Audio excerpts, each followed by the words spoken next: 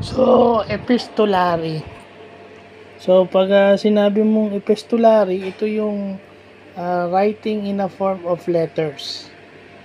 Ayan yan. So, in any form, kung novel yan, kung in a form of letters, epistolary yan. So, ito pala yung pinanggalingan ng isang part ng Bible na tinatawag na epistles o letters written by Saint Paul. Yun ang familiar ako.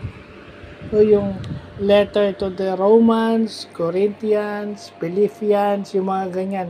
Yun yung part ng Bible na epistles na si Saint Paul ang sumulat, no? So, meron pa yung literary connection, ano. So, yun yung nakuha natin, ano. Yung epistolary is letters. Ibig sabihin ng epistolary is letters. Greek word for letters. So, yun yung magandang natututunan natin associated pa with the sacred scripture which is the Holy Bible. So, yun yung magandang natututunan natin. Very educational, very informative, no? Ito yung isang literature na hindi natin dapat pinagwawalang bahala kasi importante ito sa buhay natin. Yung lalo na yung ating values formation. Importante ito. So, yun lang po.